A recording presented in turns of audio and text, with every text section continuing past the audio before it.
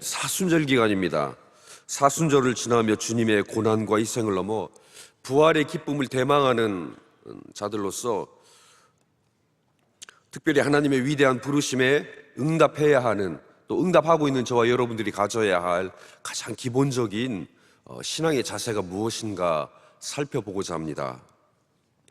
특별히 마태복음 25장에 등장하는 새 비유를 통해서 간단하게, 그러나 가장 기본이 되고 우리에게 중요한, 또 우리 교회 명성교회를 섬기는 자들에게 꼭 필요한 그런 마음을, 자세를, 태도를 한번 살펴보고자 합니다. 오늘 마태복음 25장에 등장하는 새 비유는 천국에 대한 비유입니다. 종말에 대한 비유입니다. 우리가 지금 살아가고 있는 이 시대는 종말의 시대예요. 초림하신 예수님, 우리 다시 오실 그 예수님을 기다리면서 주님을 대망하며 살아가는 사람들이라는 거죠. 이러한 때 우리가 어떠한 모습으로 살아가야 할지 이 세 가지 비유는 간단 명료하게 말씀해 주고 있습니다. 오늘 25장에 보면은 부르심을 받은 자로서, 또한 이 세상 속에 보내심을 받은 자로서 우리가 어떠한 삶을, 어떠한 태도를 견지해야 될 것인가, 열처녀 비유를 통해 우리 모두 깨어 있어야 함을 우리에게 말씀하는 줄 믿습니다. 깨어 있으라. 다 깨어 있는 자 되시기를 축복합니다. 열처녀 비유를 살펴볼 때 저와 여러분들은 주연은 아니에요. 조연이에요. 우리 주님이 주인공 되시는데 우리 조연으로서 그렇다고 필요 없는 존재들이 아닙니다. 연극이나 드라마, 영화 같은 것을 볼 때 주인공으로만 만들 수가 없는 거예요. 반드시 주인공이 있을 때 그 옆에 조연이 있어서 그 영화를, 그 드라마를, 그 연극을 멋지고 아름답게 이렇게 연출해내는 것을 우리가 볼 수가 있습니다.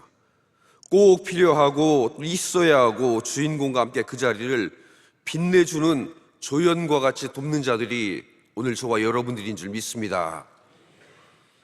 열처녀 비유에서 조연이요 돕는 자로서의 그 역할은 무엇입니까? 신랑을 맞이하는 자입니다. 길을 안내하는 자입니다.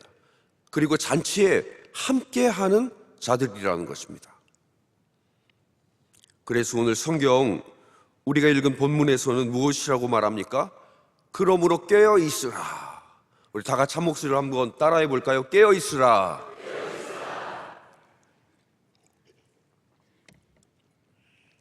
이어령 선생님께서 아주 짧은 이런 말씀을 하셨습니다. 서 있는 것보다는 앉아 있는 것이 편하고 앉아 있는 것보다는 누워 있는 것이 편합니다. 그러나 편한 삶을 거부하세요. 죽음이란 영원히 누워 있는 것, 살아 있다면 일어나세요. 저와 여러분은 하나님이 목숨을 아직까지 주셨고 우리에게 거룩한 사명을 맡겨주셔서 오늘 이곳까지 불러주신 줄 믿습니다. 깨어있는 자로서의 그 사명을 견지할 수 있는 주의 축복받은 자들 될 수 있기를 바랍니다. 부름을 받은 자로서 오늘 지금 현재 여기에 충실한 삶을 살아가기 위해 필요한 우리 사명자가 가져야 될 두 번째 삶의 태도는 깨어 사명을 감당하되 오직 주님 중심으로 주님을 바라보며 사명을 잘 감당해야 한다는 것입니다. 주님을 바라보며 사명을 감당해야 한다는 거예요. 깨어있는 자를 우리가 어떻게 구별합니까? 열처녀 비유에서 보면 깨어있는 자의 상징이 무엇입니까? 등불입니다. 등불을 들고 있다는 것은 그가 깨어있다라는 상징입니다. 그렇다면 깨어있음의 증거는 무엇이겠습니까? 바로 사명을 감당하는 것입니다. 깨어있음의 상징이 등불을 들고 있는 것이라면 우리가 오늘도 깨어있어 여기에 있다라는 이 증거를 보여줄 수 있는 것은 딱 하나, 하나님이 우리에게 맡겨주신 그 사명을 감당하는 것이라는 것. 사명이라는 관점에서 우리가 달란트 비유를 살펴볼 수 있습니다. 사명을 잘 감당하기 위해 우리가 달란트 비유를 통해 꼭 기억해야 하는 두 가지가 있는데, 제일 첫 번째가 이 달란트는 내가 원하는 대로 받은 것이 아니라는 거예요. 그렇다고 주인 마음대로 준 것도 아니라는 거예요. 오늘 25장에 보면은 달란트를 주인 마음대로 주었습니까? 그렇지 않다고 이야기합니다. 각각 그 재능대로 주었다고 우리 성경 말씀은 확실하게 이야기를 하고 있어요. 주인이 좋아하고 예뻐하고 사랑하는 자에게는 많이 주고 미워하고 싫어하고 보기 싫은 자에게는 덜 주고, 그것이 아니라는 거예요. 각각 그 재능대로 주었다 말하는데, 우리가 읽은 성경에서는 그렇게 표현을 하고 있는데, 공동번역 성경에는 이렇게 되어 있습니다. 그는 각자의 능력에 따라 주었다. 각자의 능력에 따라 주었다라는 거예요. 하나님이 우리에게 달란트를 주시는데 하나님 마음대로 주신 것이 아니라는 거예요. 우리에게. 헬라 원어에 보면은 이 달란트, 원어에는 각자의 재능대로라고 했을 때, 재능이라는 말이 우리가 디나미스라는 성령, 능력, 힘, 능력, 여기에서 파생된 말이 바로 이 재능이라는 말입니다. 하나님은 각자에게 능력, 어떤 일을 해낼 수 있는 힘을 주셨는데, 주인을 섬기는 동안 그 힘을 스스로 그동안 얼마나 잘 갈고 닦았느냐에 따라, 즉 어떤 일을 실제로 해낼 수 있는 능력, 자신의 실력대로 받았다라는 거죠. 결국 자기의 실력대로, 주인이 알고 있는 대로 그들이 달란트를 받았다라는 것입니다. 그래서 왜 내게 이만큼만 주었습니까? 라는 그런 마음을 가질 수 없는 것이 저와 여러분들의 마음이라는 거예요. 하나님께서 각자에게 능력을 주셨는데 그것을 얼마나 잘 관리했느냐, 얼마나 잘 관리하고 갈고 닦았느냐, 그 여부에 따라 결정된 것, 타고난 것에 더해서 노력한 것, 주인이 그동안 보아온 것에 대해 그것에 입각하여 재능대로 5달란트도 맡기고 2달란트도 맡기고 1달란트도 맡겼다라는 것이죠. 우리가 판소리, 예를 들어 판소리를 한번 생각해 보면 그렇습니다. 창을 하는 사람들을 옛날에는 창우, 가객, 소리꾼이라 그렇게 이야기를 했습니다. 판소리 할 수 있는 사람은 아주 많이 있습니다. 그런데 그들을 다 명창이라고는 하지 않습니다. 그 중에 득음의 경지에 오른 소리꾼을 우리는 명창이라고 이야기를 합니다. 명창은 태어나는 것이 아니라 만들어지는 줄 믿습니다. 하나님의 일꾼도 마찬가지인 줄 믿습니다. 깨어있을 때 사명을 잘 감당하는 자가 되기 위해서, 또 달란트 비유에서 우리가 기억해야 될 것은 보이는 것에 매여서는 안 된다라는 거예요. 보이는 것이 아닌, 보이는 것에 매이는 자가 아니라 보이지 않는 오직 주님, 주님께 매이는, 주님만 바라보는 그와 같은 충성된 종이 되어야 할 줄 믿습니다. 사실 달란트 비유를 자세히 보다 보면은 모든 사람들이 마찬가지입니다. 저도 마찬가지입니다. 우리의 관심은 주로 양의 문제에 있어 보이는 것에 집착하는 것을 많이 볼 수 있습니다.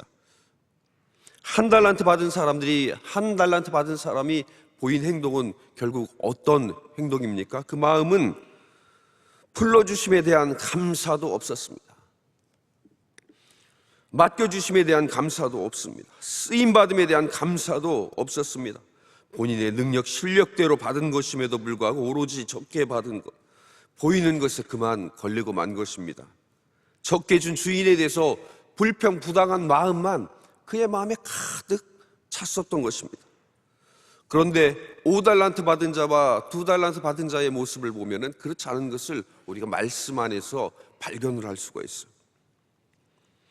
25장 20절에 보면은 이렇게 말씀하고 있습니다. 주인이여, 내게 5달란트를 주셨는데 보소서, 내가 또 5달란트를 남겼나이다.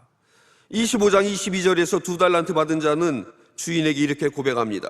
주인이여, 내게 2달란트를 주셨는데 보소서, 내가 또 2달란트를 남겼나이다. 여러분, 이 말이 무엇을 의미하는 것입니까? 당신이 주신 그 달란트로 인해 이렇게 큰 이윤을 남길 수 있었다라는 거예요.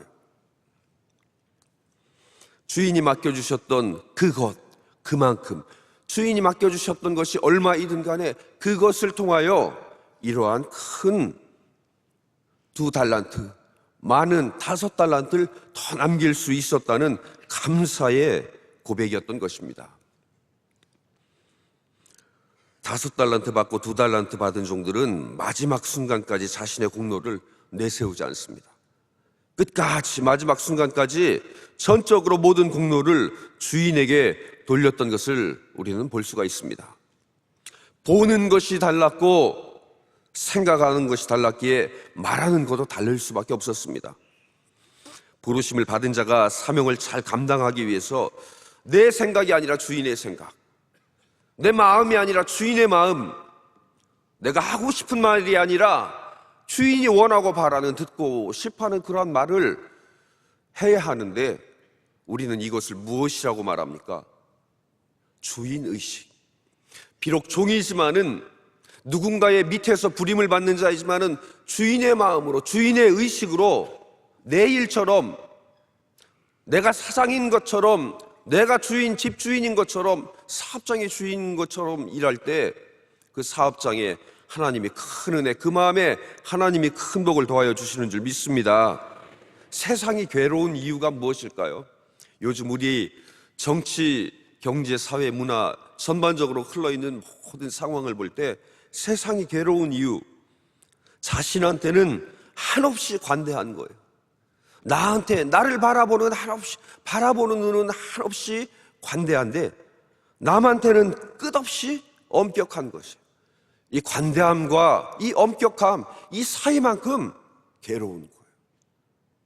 1달란트 받은 자가 그와 같은 자가 아닐까. 저와 여러분은 주인의 마음으로, 주인의 의식으로 맡겨진 일을 잘 감당할 줄 아는 축복의 사람 되기를 간절히 소망합니다. 부르심을 받은 자로서 가져야 할 삶의 자세, 깨어 있어야 하고, 깨어 있으되 사명을 잘 감당하기 위해 주님만 바라보는, 오직 주님 중심의 삶을 살아가야 하는 것, 여기에 더해서 한 가지가 더 있습니다. 그것은 바로 주님의 마음으로 일을 해야 한다는 거예요. 양과 염소의 비유를 통해서 우리가 발견할 수 있는 것 간단합니다. 주인의 마음, 주님의 마음은 구별도 차별도 없는 긍휼히 여기는 마음이라는 거예요. 양과 염소의 비유에서 누가 칭찬받습니까? 누가 축복을 받습니까? 누가 인정을 받습니까? 사람 보기에 큰일 한 사람입니까? 사람 보기에 많은 일을 한 사람입니까?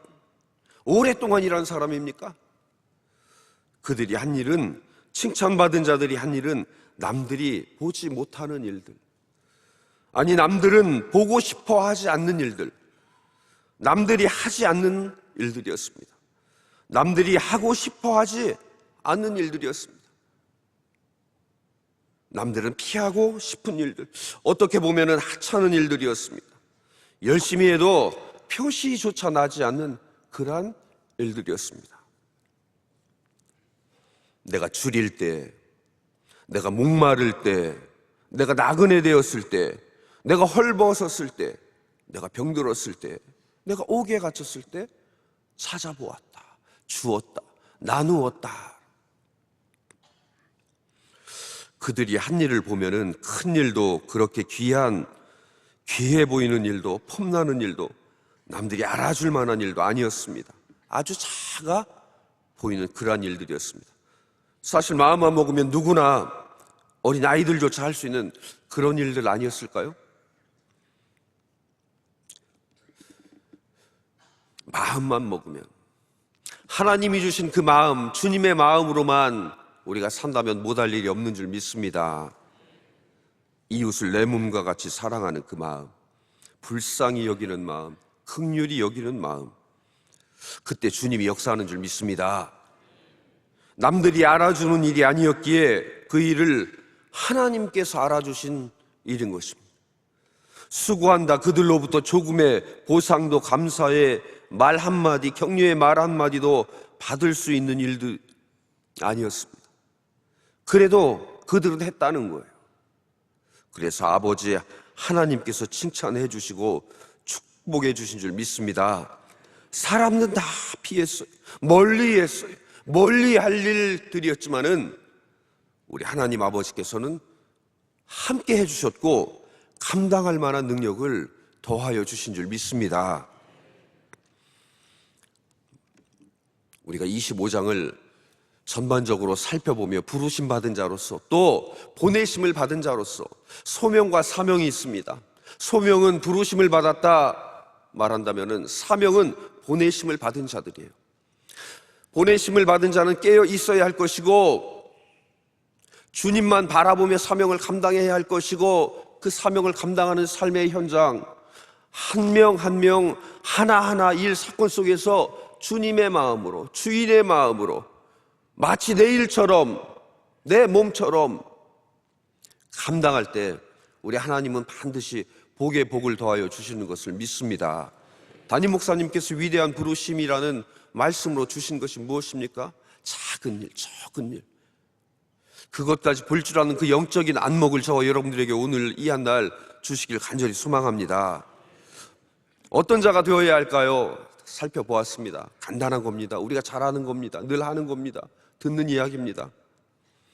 5달란트, 2달란트, 1달란트 받은 자를 볼 때 2달란트 받은 자는 늘 주목을 받지 못해요. 그러나 저는 2달란트 받은 자의 그 모습 속에서 저는 참 은혜를 받습니다. 5달란트 받은 자처럼 많이 받은 것도 아니에요.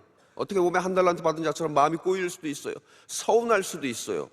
마음이 상할 수도 있어요. 그러나 그는 그렇지 않았습니다.